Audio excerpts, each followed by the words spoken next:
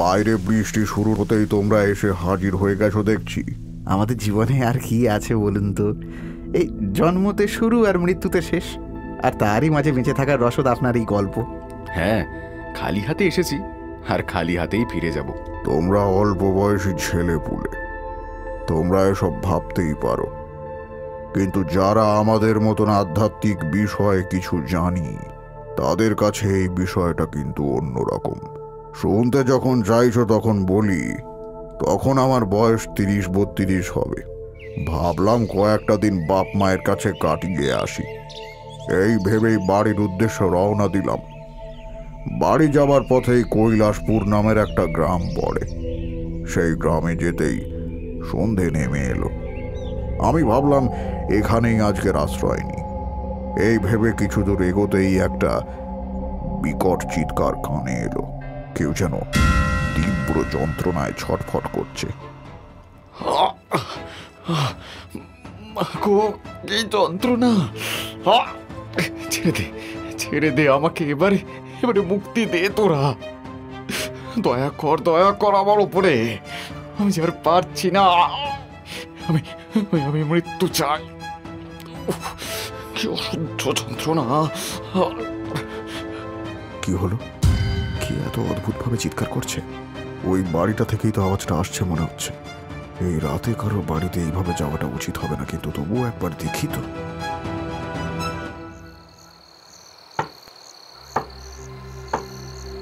কি হয়েছে? আপনার কি কোনো সমস্যা হয়েছে? আমাকে বলতে পারেন, আমি আপনাকে সাহায্য করব। দরজাটা খুলুন বলছি। আমি কখন থেকে দরজা ধাক্কাচ্ছিলাম, এই বাড়ির ভেতর থেকে খুব চিৎকারের আওয়াজ আসছিল। কি সমস্যা হয়েছে আমাকে বলতে পারো? আমি তারানাথ তান্ত্রিক। আগে কিছুই সমস্যা হয়নি বাবু, আসলে কর্তার শরীরটা একটু খারাপ, তাই উনি বিশ্রাম নিচ্ছেন। আপনি আসুন। কিন্তু আমি যে স্পষ্ট আওয়াজ শুনেছি, ওই রকম ভয়ঙ্কর আওয়াজ হচ্ছিল। কই না তো, ও কিছু হয়নি, সব ঠিক আছে বাবু, আপনি আসেন। কিছুই হয়নি? এত আর্তনাদ, ভয়ঙ্কর কাতর আকুতি, সবই অকারণে? না না না, আমার ভুল ধারণা হতে পারে না। নিশ্চয়ই কোনো কারণ রয়েছে যেটা গোপন করা হচ্ছে। যাকে এমনিতে আশেপাশে কোনো ঘর বাড়ি তো দেখতে পাচ্ছি না। আজ রাতটা মনে হচ্ছে এই গাছতলায় আশ্রয় নিতে হবে।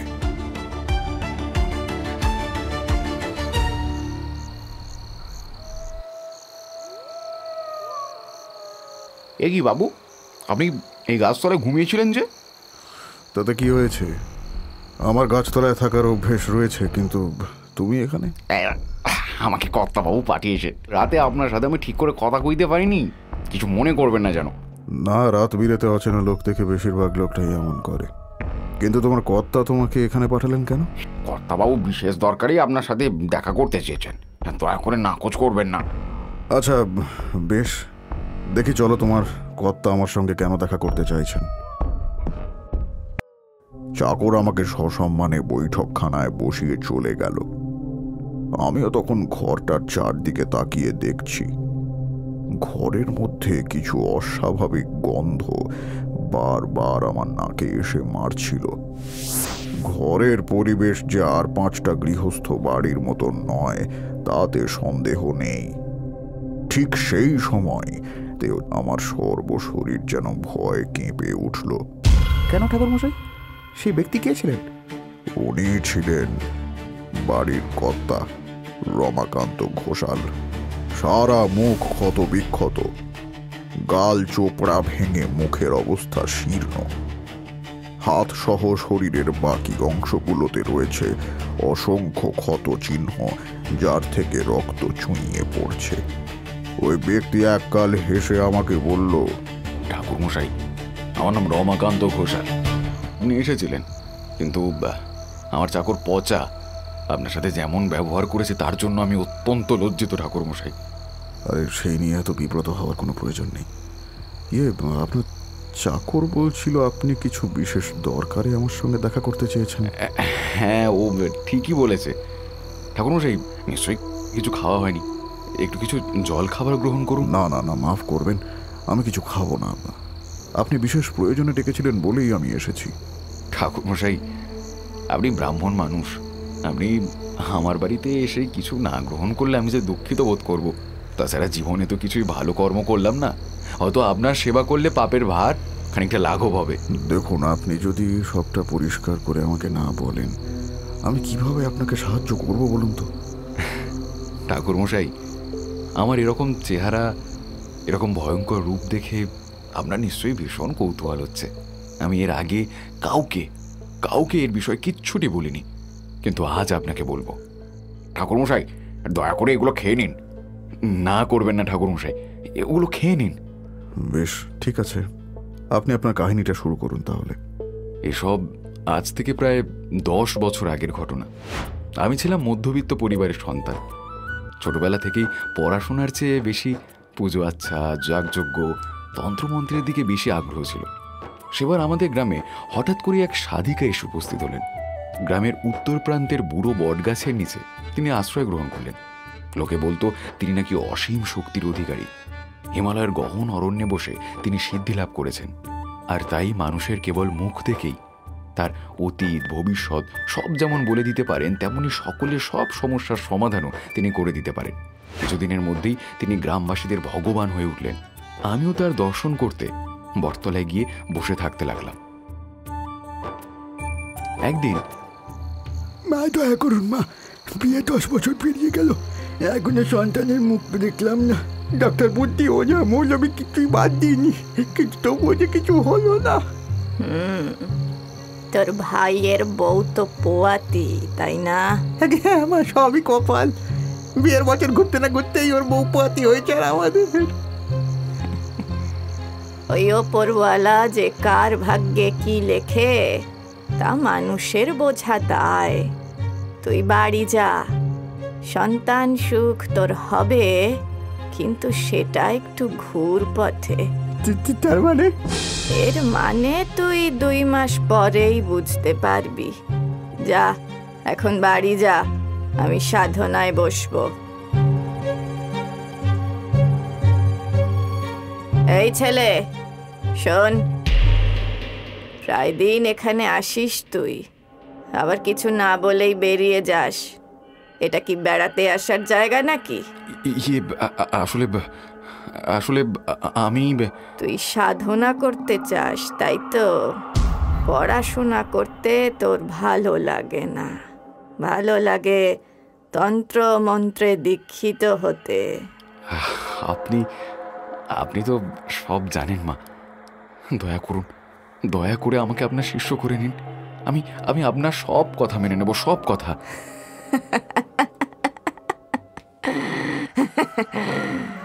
শিষ্য? আমার শিষ্য হতে গেলে তোকে কি করতে হবে জানিস? কত ত্যাগ স্বীকার করতে হবে, কত নিয়ম মানতে হবে জানিস? মানবো, মানবো, আমি সব করতে রাজি মা। আমি সব ত্যাগ করতে পারবো। আপনি কেবল আমাকে শিষ্য করে নিন। চাই নাকি? তন্ত্রবিদ্যা কোনো ছেলে খেলার জিনিস নয়। সারাটা জীবন বিয়ে করতে পারবি না, সংসার করতে পারবি না, কেবল সাধনায় মনোনিবেশ করতে হবে। আর কোনো দিন এই সাধনার পথ ছেড়ে সরে যেতে পারবি না। কি? এই পথ অনেক কঠিন খোকা, অত সহজ নয়। যা, বাড়ি ফিরে যা। বাড়ি গিয়ে ভাবনা চিন্তা কর, তারপরে না হয় সিদ্ধান্ত নিস। সেদিন আমি চিন্তায় বিভোর হয়ে বাড়ি ফিরে এলাম। পরদিন ভোরবেলা যখন বটতলায় গিয়ে পৌঁছালাম, তখন দেখি সাধিকা মা তার ঝোলা নিয়ে হেঁটে যাচ্ছে। বুঝলাম এখানের কাজ তার ফুরিয়েছে। ছুটতে ছুটতে তার কাছে যেতেই তিনি বললেন, বাহ, এত তাড়াতাড়ি সিদ্ধান্ত নিয়ে নিলি বুঝি?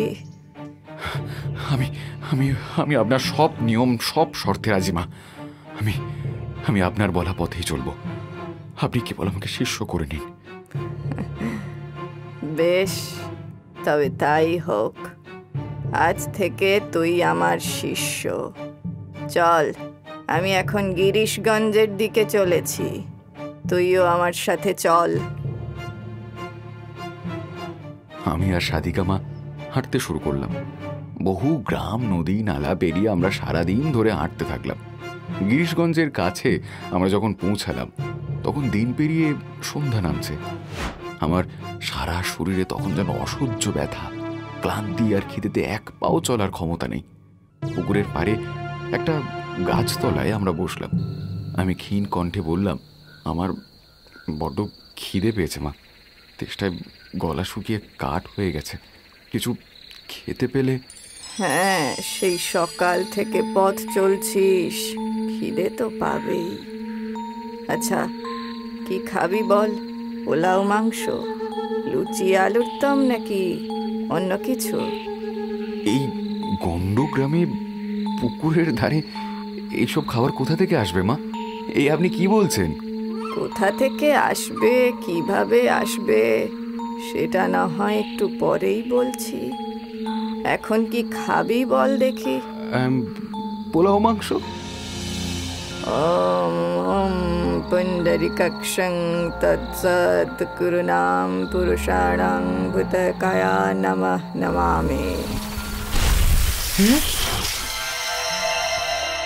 এই যে ভেলকিবাজি, এগুলো কোথা থেকে এলো মা? সেসব পরে বলছি, আগে খেয়ে নে দেখি। এই তো বললি তোর খিদে পেয়েছে।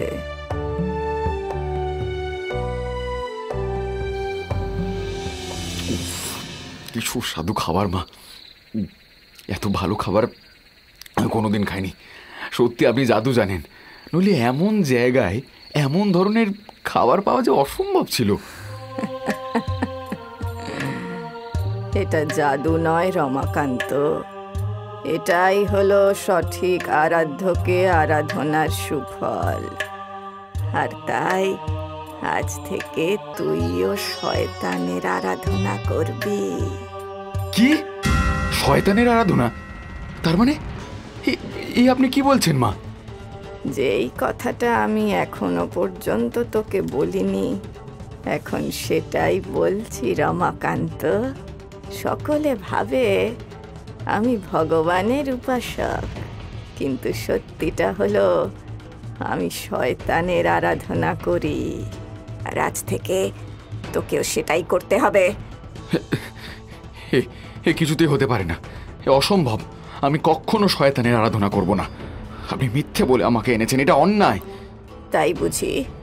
আর এই যে তোদের ভগবান তার ভক্তকে শাস্তি দেন, সেটা বুঝি নেয়? দিনের পর দিন, রাতের পর রাত মানুষ তার পুজো করে, বিশ্বাস করে, আর তার বদলে কি পায়? হতাশা, নিরাশা আর দুঃখ। সেটা তো মানুষের ভাগ্য আর কর্মফল। ভুল ভুল ভুল, ভাগ্য বলে কিছু হয় না রমাকান্ত। সবটাই ওই ভগবানের ছলনা। ও ইচ্ছাকৃতভাবে মানুষকে বিপদে ফেলে কষ্ট দেয়, যাতে তারা ওর পুজো করে, আরাধনা করে। এসব পাতা ফাঁদ। মানি না, আমি তোমার কোনো কথা মানি না। এই যে একটু আগে এত সুস্বাদু খাবার খেলি, তোর ভগবান এগুলো দিতে পারত? বছরের পর বছর তপস্যা করলে তবে ওর দয়া হয়, ভিক্ষে দেয় ওর ভক্তদের। কিন্তু শয়তান, সে তো দয়ালু। সামান্য একটু সেবা আর তাহলেই ও তোর সব কথা শুনবে। সব কথা শুনবে? যা চাইবো আমি তাই পাবো? হ্যাঁ, তুই যা চাইবি তাই পাবি। কেবল ভগবানকে ভুলে শয়তানের আরাধনা করতে হবে, তাহলেই এই পৃথিবী তোর পায়ের তলায় থাকবে রমাকান্ত। পায়ের তলায়? আমি আমি তাই করব মা, আপনি যেমনটা বলবেন আমি সেই পথেই চলব। ওই যে বললাম, তুই কখনো বিয়ে করতে পারবি না, আর ভুলেও এই পথ ত্যাগ করার কথা ভাবিস না, নইলে শয়তান কিন্তু তোকে ছাড়বে না। ও তোকে তিলে তিলে শেষ করে দেবে। না না, সেই পরিস্থিতি কখনোই আসবে না মা। আমি আমি সব সময় শয়তানের প্রতি একনিষ্ঠ হয়ে থাকব। বেশ, তোর মঙ্গল হোক রমাকান্ত। সেদিন থেকেই আমি ওই সাদিকা মায়ের কথা অনুযায়ী চলতে শুরু করলাম। তখনও জানি না জীবন আমাকে কোন পথে নিয়ে চলেছে। সাদিকা মা আমাকে তন্ত্র মন্ত্র সব বিদ্যা শেখাতে শুরু করলেন। তখন আমার একটাই লক্ষ্য, সিদ্ধি লাভ করা। দেখতে দেখতে কেটে গেল 3 বছর। একদিন কালী পুজোর ঘোর অমাবস্যার রাতে। রমাকান্ত, আজকে কি তিথি জানিস? হ্যাঁ মা, আজ তো কালী পূজার অমাবস্যা, বছরের সব থেকে শক্তিশালী অমাবস্যা। হ্যাঁ, আজকের দিনে যে যা সাধনা করে সেটাই সফল হয়। আর আজকের দিনেই আমি তোকে বলছি, তোর সাধনা সম্পূর্ণ হয়েছে। এবার তুই নিজেও কিছু শক্তি লাভ করবি। ধন্য, আপনি ধন্য মা। আমাকে আশীর্বাদ করুন, আমি যেন আপনার কাছ থেকে আরো আরো আরো অনেক শিক্ষা লাভ করতে পারি মা। না রমাকান্ত, এবারে তোকে নিজের পথ নিজেকেই দেখতে হবে। আমি তোকে যা শেখানোর শিখিয়ে দিয়েছি। কি বলছেন মা আপনি? আমি আপনার কাছেই থাকতে চাই। না রমাকান্ত, সে সম্ভব নয়। এবারে তোকে নতুন উদ্দেশ্যে বেরোতে হবে। গ্রামে গঞ্জে ঘুরে লোকের বিশ্বাস অর্জন করতে হবে। আর তারপরেই তাদের শয়তানের মন্ত্রে দীক্ষিত করতে হবে।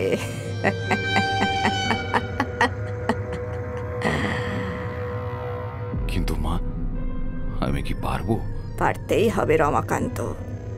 এই পৃথিবীতে শয়তানের আধিপত্য স্থাপনের জন্য এটা পারতেই হবে। ধীরে ধীরে ভগবানের বদলে শয়তানময় হবে এই পৃথিবী। এমন দিন নিশ্চয়ই আসবে মা, নিশ্চয়ই আসবে। আমাকে আশীর্বাদ করুন। আমার আশীর্বাদ সব সময় তোর সাথে রয়েছে। তবে যেইগুলো বলেছিলাম সেগুলো যেন ভুলে যাস না। সাদিকা মায়ের আশীর্বাদ নিয়ে আমি নতুন উদ্দেশ্যে বেরিয়ে পড়লাম।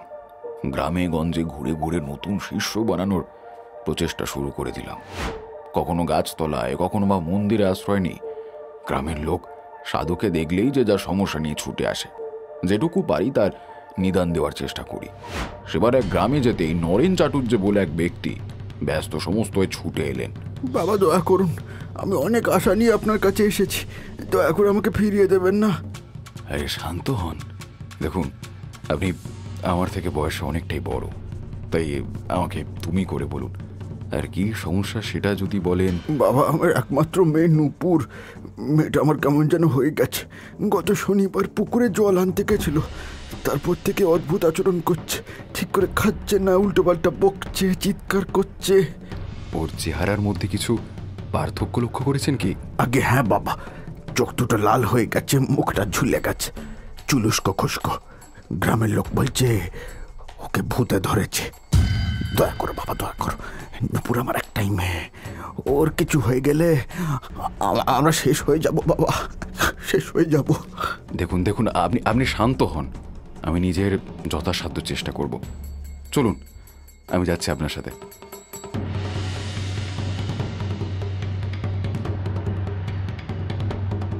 ভদ্রলোকের কথা মতো তার সাথে বাড়ি গিয়ে উপস্থিত হলাম।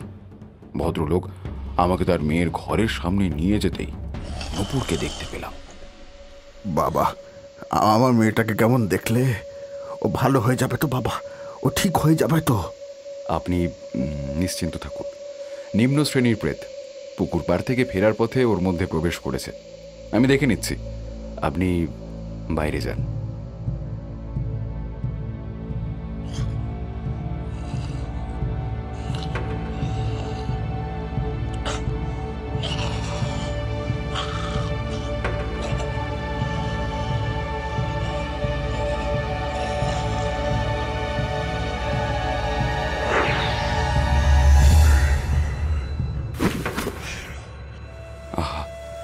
এই কদিনের ধকলে মেয়েটা কেমন শুকিয়ে গেছে। নরেনবাবু, নরেনবাবু। বাবা, আমার নুপুর ঠিক আছে তো? এ কি, অজ্ঞান হয়ে গেছে কেন? নূপুর একদম ঠিক আছে নরেনবাবু। ও এখন বিপদমুক্ত। শরীর অতিরিক্ত ক্লান্ত বলে জ্ঞান হারিয়েছে। 2 দিন বিশ্রাম নিলেই সব ঠিক হয়ে যাবে। ধন্যবাদ, তোমাকে অশেষ ধন্যবাদ বাবা। তুমি কোনো সাধারণ মানুষ নও, তুমি সাক্ষাৎ দেবতা। আরে এইভাবে লজ্জা দেবেন না, আমি সামান্য মানুষ, যেটুকু সামর্থ্য করেছি। আচ্ছা, আমি আসি তাহলে।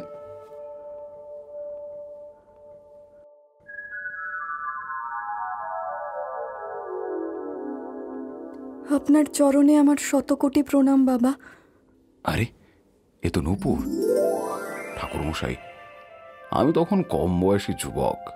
প্রেম, ভালোবাসা, ভালো লাগা, নারী সঙ্গ, এগুলোর প্রতি চিরকালই বিমুখ ছিলাম। আর তার উপরে সাধিকা মায়ের সাবধানবাণী শোনার পর থেকে তো বলেও এসব কথা ভাবতাম না। কিন্তু নূপুরকে দেখে কেমন যেন সব হিসেব গোলমেল হয়ে গেল, ঠিক যেন একটা টাটকা পদ্ম ফুল। নূপুর, তুমি এখন কেমন আছে শরীর? আপনার কৃপায় আমি একদম সুস্থ হয়ে গেছি বাবা। জ্ঞান ফিরতেই বাবার কাছে সবটাই শুনেছি, আর তখন থেকেই আপনার দর্শনের জন্য ব্যাকুল হয়েছিলাম। এমন করে বলো না, আমি আমার কর্তব্য করেছি মাত্র। না বাবা, আপনি আমার কাছে সাক্ষাৎ ভগবান। ভগবান? হ্যাঁ বাবা, যে নিঃস্বার্থভাবে মানুষের উপকার করে, তার বিপদ থেকে উদ্ধার করে, সেই তো ভগবান। বাবার কাছে শুনেছি আমার কি অবস্থা হয়েছিল। আপনি না থাকলে যে কি হতো জানি না। সেদিন ওই মেয়েটার চোখে মুখে নিজের জন্য সম্মান দেখে যেন এক অন্য অনুভূতির সঞ্চার হচ্ছিল। বারবার একটাই কথা ভাবছিলাম, যদি নূপুর জানতে পারে আমি ভগবানের নয়, শয়তানের উপাসক, ওর চোখের ওই সম্মান, ওই শ্রদ্ধা মুহূর্তের মধ্যে উবে যাবে। সে যাই হোক, এরপর থেকে আমি প্রায় দিনই নূপুরের শরীর স্বাস্থ্যের হাল জিজ্ঞেস করতে তাদের বাড়ি যেতে লাগলাম। আর যেদিন আমি যেতাম না, নূপুর চলে আসতো। কখন যে পরস্পরকে ভালোবেসে ফেললাম নিজেরাই জানি না। সাধিকা মায়ের শর্তের কথা ভুলে গিয়ে ঠিক করলাম নূপুরকে বিয়ে করব। তাকে না পেলে বাঁচা অসম্ভব। বিয়ের প্রস্তাব দিতেই নূপুরের পরিবার সানন্দে রাজি হয়ে গেল, আর বিয়েও সম্পন্ন হয়ে গেল। নূপুর, এতদিন আমার কাছে সব থেকেও কিছুই ছিল না, কিন্তু আজকে মনে হচ্ছে জীবনটা সম্পূর্ণ হলো। তুমি আমায় নতুন জীবন দিয়েছ, আর তাই আজ থেকে আমার সব কিছু আমি তোমায় সমর্পণ করলাম। কোনোদিন ভাবিনি নূপুর, কোনোদিন স্বপ্নেও ভাবিনি জীবনটা এত সুন্দর হবে, এত রঙিন হবে। সবসময় আমার কাছেই থেকো নূপুর, সারাটা জীবন আমি তোমায় আগলে রাখবো।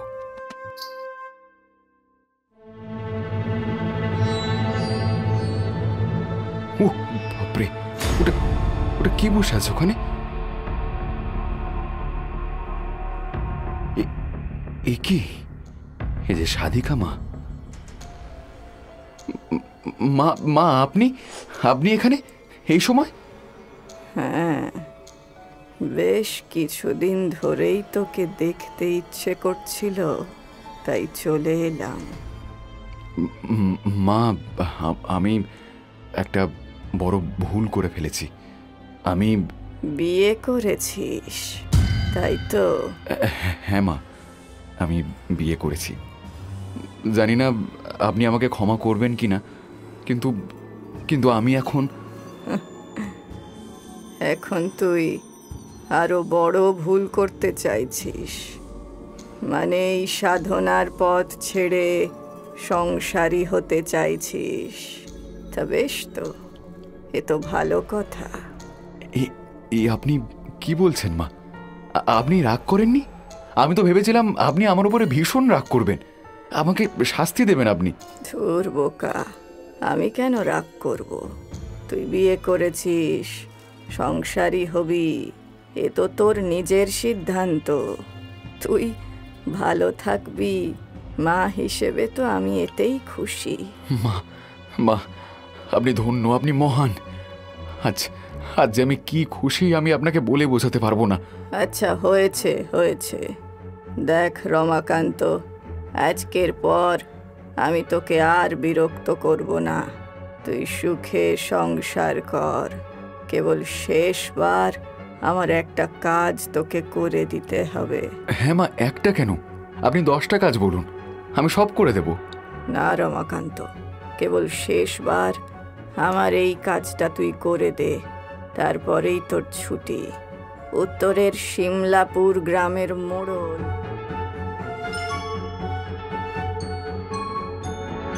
ব্যাস, তারপরেই তুই মুক্ত, চিরকালের জন্য মুক্ত। তখন আমার মনে মুক্তির আনন্দ। কোনো কিছু না ভেবে ছুটলাম উত্তরের দিকে। 1 ঘন্টার মধ্যেই পৌঁছে গেলাম সেই স্থানে। এরকম কাজ আমি আগেও করেছি, তাই ভয় বা কুণ্ঠা কোনোটাই ছিল না। কিন্তু আমার সঙ্গে যে সাদিকা মায়ের মন্ত্রপুত কাপড় নেই, মুক্তির আনন্দে আমার সেটা মনেও রইল না। কিছুক্ষণের মধ্যেই কবর খুঁড়ে সেই মৃত ব্যক্তির মুন্ডু আর 2টো আঙুল কেটে নিয়ে হাসতে হাসতে বললাম, এই আমার শেষ খারাপ কাজ নূপুর। এরপর থেকে আমি আর কখনো এমন কোনো কাজ করব না। আমরা সুখে শান্তিতে সংসার করব। এখন এটা নিয়ে আগে বাড়ি ফিরে যাই, তারপরে সাদিকা মাকে এটা দিয়ে আসবো। আপনি কি জানতেন সাদিকা মা কোথায় থাকে? আর যদি না জানতেন তাহলে ওই দেহাংশগুলো তাকে দিতেন কিভাবে? আমি তাকে স্মরণ করলেই তিনি হাজির হয়ে যাবেন, এমনটা বলেছিলেন। আমিও বিশ্বাস করেছিলাম। মনের আনন্দে ঘণ্টাখানেকের আগেই আমি বাড়ি পৌঁছে গেলাম। কিন্তু এ কি, সমস্ত বাড়িটার মধ্যে যেন কেউ তাণ্ডব চালিয়েছে। গোটা বাড়ি তছনছ, আর চারিদিক কেমন যেন নিস্তব্ধ। ভয় আমার অন্তরাত্মা অবধি কেঁপে উঠল। আমি ছুটে গেলাম ঘরের মধ্যে, কিন্তু হায় হায়, ঘরের মানুষগুলো মাটিতে পড়ে আছে, চারিদিকে রক্তে ভেসে যাচ্ছে। উফ, কি নৃশংস ঠাকুর মশাই, কি ভয়াবহ! আর আপনার স্ত্রী, সে? নূপুর, নূপুর, তার ক্ষতবিক্ষত দেহটা দেখে আমি জ্ঞান হারিয়ে ফেলেছিলাম। 1 বেলার মধ্যেই গোটা পৃথিবীটা শেষ হয়ে গেছিল ঠাকুর মশাই।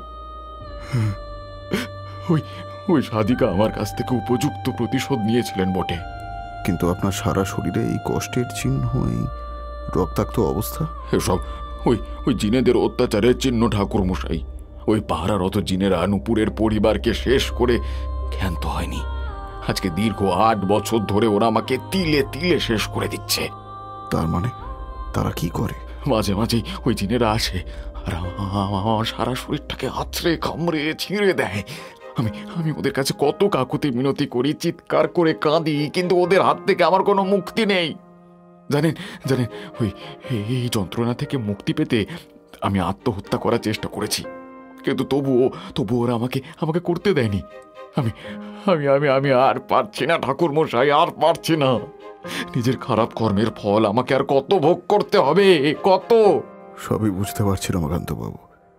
কাল ওরাই আপনাকে আক্রমণ করেছিল আর আপনি কষ্টে দুঃখে চিৎকার করছিলেন। হ্যাঁ ঠাকুর মশাই, আর তখনই আমি একটা অদ্ভুত জিনিস লক্ষ্য করলাম। আমি দেখলাম আপনার কণ্ঠস্বর শোনা মাত্র ওই সমস্ত জিনের দল মুহূর্তের মধ্যে চলে গেল। এমনটা কখনোই হয় না। তখনই বুঝেছিলাম আপনি সাধারণ কোনো ব্যক্তি নন। আমি নিতান্তই সাধারণ ব্যক্তি রমাকান্ত বাবু। সাধনা করে কিছু ক্ষমতা পেয়েছি, এই আর কি। তবে সবটাই ঈশ্বরের সাধনা। মনে রাখবেন, ঈশ্বর আমরা যেটা চাই সেটা আমাদের দেন না, সেটাই দেন যেটা আমাদের জন্য ভালো, মঙ্গলময়।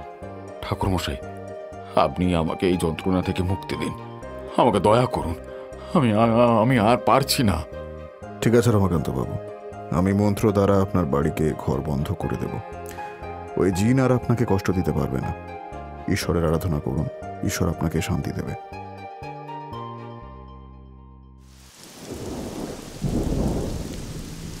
কিন্তু তখনও জানি না সেই শেষ রমাকান্ত বাবুকে দেখছি। হ্যাঁ, কেন শেষ? কেন? এতদিন জিনেরা রমাকান্ত বাবুকে আত্মহত্যা করতে দেয়নি, আর এখন সুযোগ পেতেই তিনি নিজেকে শেষ করে দেন। ওর চাকর পচা এসে আমাকে খবরটা দেয়। আমিও মনে মনে ভাবি, রমাকান্ত ভাবলেন তিনি এই জীবন থেকে মুক্তি পেলেন, কিন্তু উনি জানেন না আত্মহত্যা মহাপাপ। এরপরে যে ওনাকে কত কষ্ট ভোগ করতে হবে তার হিসেব নেই। সত্যি এই জন্যেই আমাদের সৎকর্ম করা উচিত। এতে কেবল ইহকাল নয়, পরকালও সুগম হয়।